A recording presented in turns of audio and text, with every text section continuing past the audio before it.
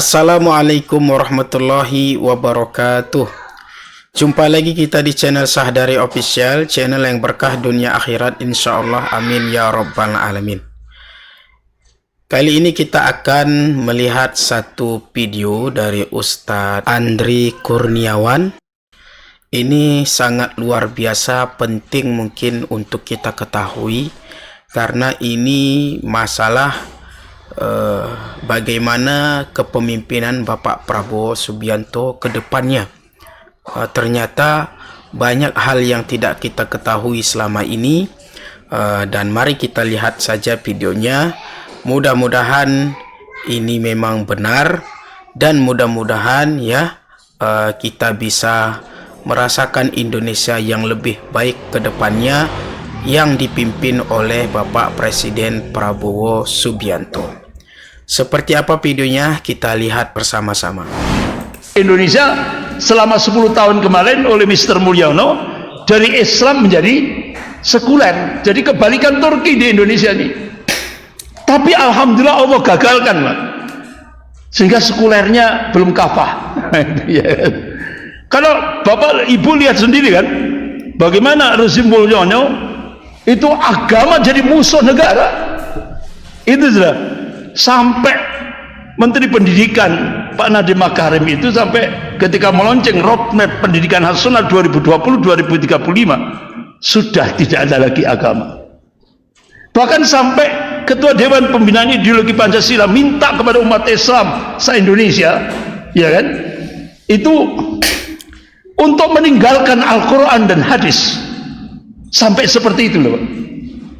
Sehingga 10 tahun ini kehancuran dan kehidupan berbangsa dan bernegara ini hancur.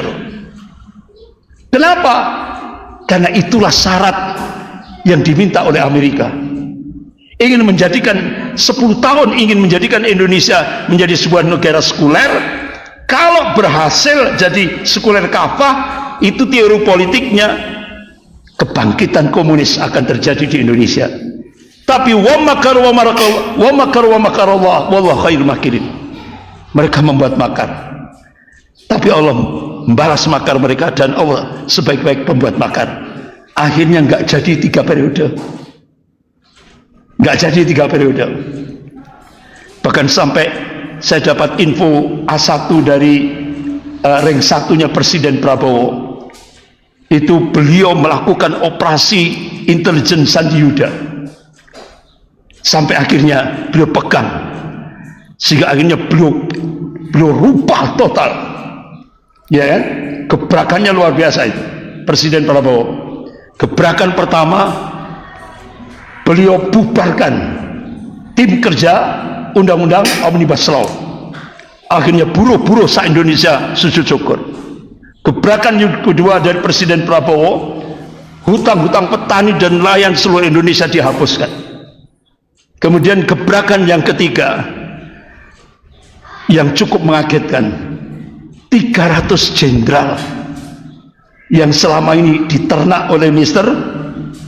Mulyono langsung didel, dicopot non-job. Luar biasa. Bahkan dulu jenderal yang benar-benar harum namanya dan benar-benar terintegritas, yaitu Jenderal Kunto, itu kan pernah memberikan statement, saya akan habisi PKI sampai seakar-akarnya. 1 minggu setelah itu langsung didel oleh Mr. Mulyono. Nah sekarang Jenderal Kunto diangkat setinggi-tingginya loh oleh Presiden Prabowo. Beliau langsung diberi jawaban Pangkolgat Wilhan untuk menghadapi Cina di wilayah Natuna. Lebih tinggi Pak jabatannya, dan mungkin diprediksi beliau calon Panglima TNI, ya kan? Kemudian gebrakan yang selanjutnya, Bapak-bapak, Ibu-ibu yang dimuliakan Allah, luar biasa. Beliau langsung merespon peristiwa PIK, gitu ya. PIK 2 langsung ditutup, dan itu benar-benar kebijakan Pak Prabowo. Bahkan banyak sekali yang insya Allah. Tapi beliau sudah menyampaikan, saya siap dicaci maki, Jangan lihat 100 hari, jangan. Saya masih melakukan operasi intelijen Sandi Yuda. Makanya kenapa kok Pak Prabowo masih jadi presiden, kok masih tindak ke Solo, ya kan? Itu operasi intelijen Sandi Yuda. Mengapa Presiden Prabowo ke Cina kok meneruskan Mulyono? Itu ternyata, Pak, saya dapatkan A1 dari ring satunya Presiden Prabowo. Saya dipanggil ke Jakarta 11 Desember. Ya Allah, beliau mengatakan, Ustaz, ternyata selama 10 tahun rezim Mulyono ini benar-benar melemahkan TNI, sehingga hanya kekuatan TNI langsung ambrol mulai ranking 3 di bawah 20, bahkan anjlok terus. Padahal dulu TNI itu ranking 3 kekuatan dunia. Nah, alhamdulillah, setelah itu akhirnya Presiden Prabowo cek, Indonesia punya berapa pesawat tempur generasi 5? Punya 1. Dalam 10 tahun itu cuma punya 1. Sementara Cina punya berapa, Pak? 300. Cina punya 300. Sehingga akhirnya kita jangan pakai okol, harus pakai otak strategi. Nah, kalau Cina nyerbu Indonesia 300 pesawat tempur generasi kelima itu, hancur remuk Indonesia, Pak. Akhirnya Presiden Prabowo ke Cina itu sebagai strategi. Tapi Masya Allah, setelah Prabowo pulang, itu kan diawe-awe oleh Donald Trump. Monggo Amerika, Prabowo mengatakan siap, tapi syaratnya $1.5.000. Itu kan gila gitu, kan. Artinya Prabowo menyatakan masih menunjukkan Indonesia punya jati diri, punya wibawa gitu. Ya kan, sampai sekarang ya mikir Donald Trump ini. Apalagi sekarang sudah mulai hancur ya kan, nggak mungkin gitu. Akhirnya Prabowo ke Rusia. Alhamdulillah, Pak. Kenapa? Karena ternyata 15 pangkalan militer itu sudah Amerika itu sudah mengelilingi Indonesia. Remote-nya itu di Darwin, Australia. Jadi kalau sudah nombol remuk sudah Indonesia. Sementara markas militer Cina itu ada di Natuna. Makanya kenapa Cina berambisi lewat Tommy Winata untuk merebut Pulau Rempang Galang? Karena ternyata di sana ada laut dalam yang bisa memudahkan kapal selam nuklir Cina, kapal-kapal perang Cina bisa merapat di sana untuk memperkuat Natuna. Alhamdulillah, lobi Presiden Indonesia Pak Prabowo berhasil. Akhirnya Rusia Vladimir Putin menggerakkan kapal nuklir tercanggih bergerak menuju Indonesia untuk mengimbangi Amerika dan Cina. Bahkan Angkatan Laut Indonesia latihan bersama dengan Angkatan Laut Rusia. Ini, Pak. Tapi kan tidak pernah masuk koran. Ya kan? Bahkan Presiden Prabowo sebelum pelantikan sampai hari ini itu sudah 9 kali diundang khusus oleh Presiden Turki Tayyip Erdogan. Kan tidak pernah masuk koran.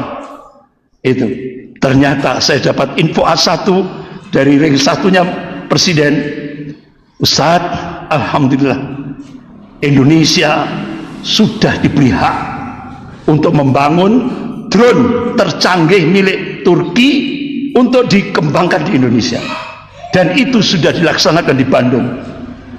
Bahkan ke depan Turki dan Indonesia akan membangun persenjataan militer sendiri untuk yaitu membangun kekuatan militer Indonesia.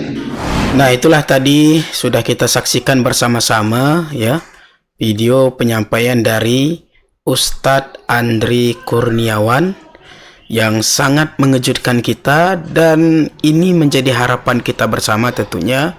Mudah-mudahan ya kepemimpinan Bapak Presiden Prabowo Subianto ini memang betul-betul memberikan kebaikan buat seluruh masyarakat Indonesia, dan tentunya pertahanan kita lebih baik lagi tentunya, ya, seperti yang sudah disampaikan oleh Ustadz Andri Kurniawan tadi, yang sangat luar biasa. Ternyata beliau melakukan upaya-upaya bagaimana supaya kekuatan militer kita ini bisa bangkit lagi, ya, karena di masa Mulyono itu banyak sekali lemahnya begitu, ya, dan sekarang mulai diangkat kembali dan melakukan upaya-upaya terbaik lagi bagaimana supaya kekuatan militer kita lebih baik lagi ke depannya, sehingga bangsa kita menjadi bangsa yang disegani di mata dunia.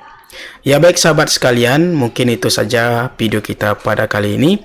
Insya Allah kita akan jumpa di video berikutnya. Wassalamualaikum warahmatullahi wabarakatuh.